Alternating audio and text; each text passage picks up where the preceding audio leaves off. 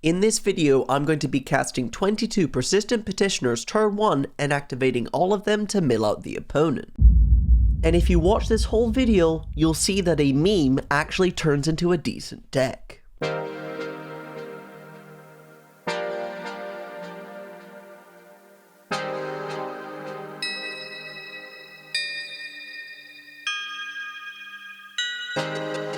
This deck revolves around Thrumming Stone, a 5-mana artifact that gives our spells Ripple 4. Ripple 4 means that each time we cast a spell, we reveal the top 4 cards of our library and can cast any card with the same name. As our deck list has 22 copies of Persistent Petitioner in it, we can most likely cast all the Petitioners in our deck and then activate all of them to mill the opponent out for a lot of cards. To cast a 5-mana artifact turn 1 though, we need a lot of mana, which is why Vintage is the best format to get a turn 1 kill consistently with this card. As we are playing blue, we have access to powerful cards that either interact with the opponent and stop them from winning the game, or cards that can find us Thrumming Stone easily. If you want to see more Thrumming Stone gameplay, then don't forget to click that subscribe button. To start the first round, we're on the play and we have a bad opening 7, but mulligan into a perfect 6. This is a turn 1 Thrumming Stone hand. Hopefully the opponent won't have Force of Will, and then on turn 2 we can cast our Persistent Petitioners and most likely win the game.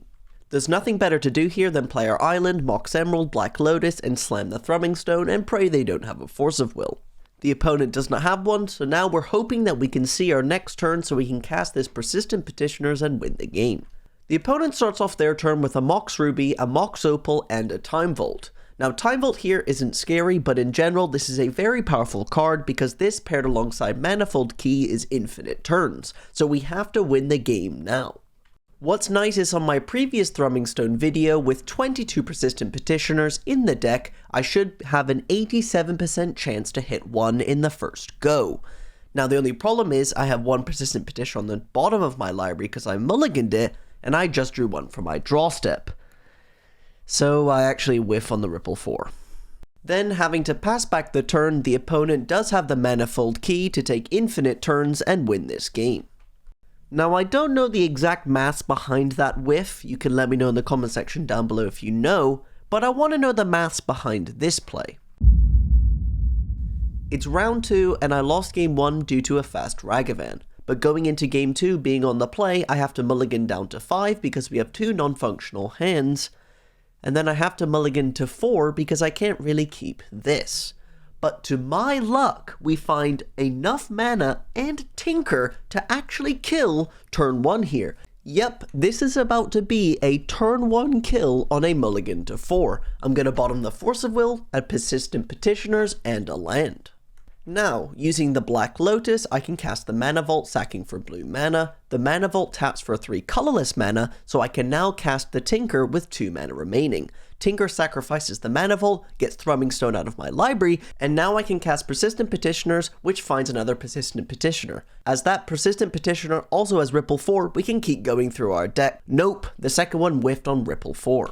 So that's now 2 whiffs in a row. I need to win something. With my morality being lower than Wizards' interest in doing anything other than making money, I conceded this match and moved on to the next round. It's time for some redemption. Going into the next round, we have a great opening hand. This is because we have a lot of mana, Mystical Tutor, Tinker, and the Thrumming Stone in hand. So with many ways to fight through disruption from the opponent, it's an easy keep. With the opponent starting off with a turn 1 Grief and taking my Mystical Tutor, they then play a Bazaar of Baghdad to show that they're on Dredge. Bazaar of Baghdad is one of the most overpowered lands in Vintage. This is because you can draw 2 cards and discard 3 for free, meaning that you can dredge very easily. Now with my opening hand, I need some time, so with the opponent whiffing on their first 2 dredges, I'm in a very good position to be able to beat them, and that's because they're just too slow to do anything relevant. So here on my turn 2, I can now play Mishra's Workshop and my Mox Jet to cast the Thrumming Stone.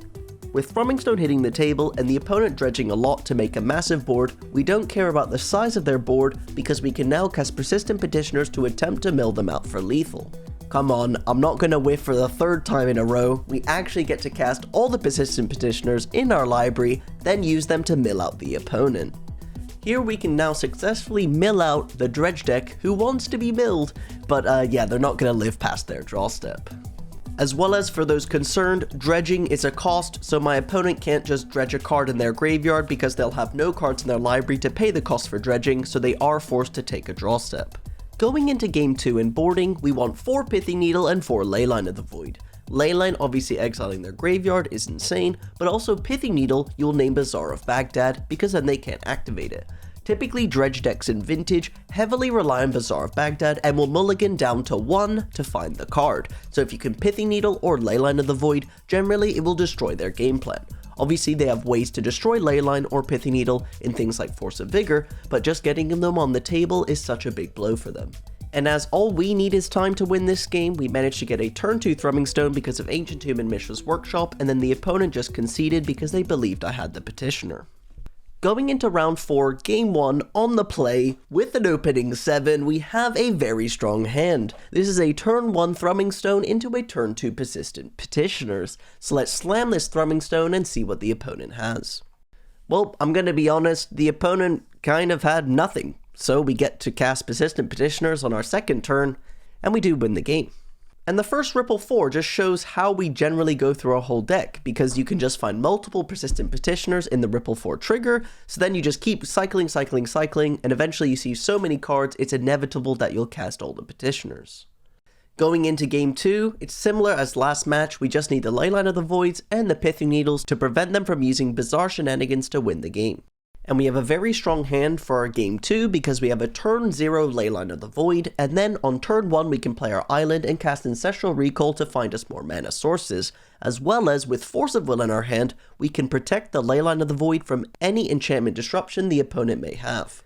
And this quickly unfolds, the opponent uses a turn 1 Bazaar, then on my turn I can play my island and pass back, but the opponent has a Force of Vigor. This I do have to Force of Will because we need the Leyline of the Void to stay on the table, but the opponent has a Force of Will to fight back, so now I can Ancestral Recall in response to try and find more disruption.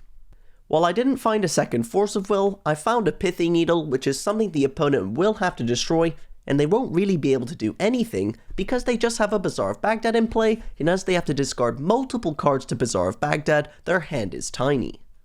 So here on my second turn, I just play my Pithing Needle, naming Bazaar of Baghdad, and I play a Persistent Petitioners and pass back the turn. What's important here is while I can pay a mana to mill the opponent for 1 card with Persistent Petitioners, this is not a good play because the opponent is on dredge. You should only mill out the opponent if it is a guaranteed kill and not do it in chunks, because then you're just going to be helping the dredge game plan. So yes, for the rest of this game, I do the Persistent Petitioners beatdown alternate win condition. I didn't need to use anything else, just attack the opponent and wait to see if they can find an Artifact Disruption card, which they don't. Now, if you thought that my bad luck ran out at the start of this video, you're about to experience intense pain.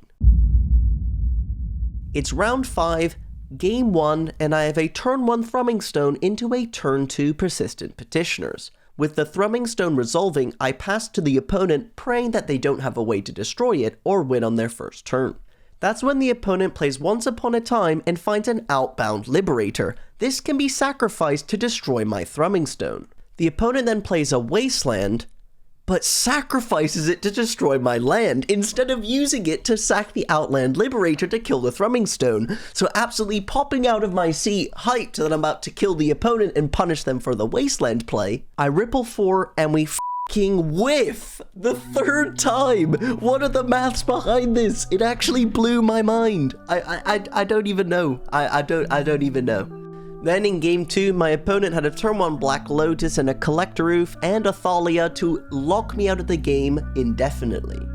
I personally had a ton of fun playing this list. Obviously it is not the most competitive, but it definitely was a ton of fun. Don't forget to like and subscribe, and let me know down below what card I should break with Thrumming Stone next.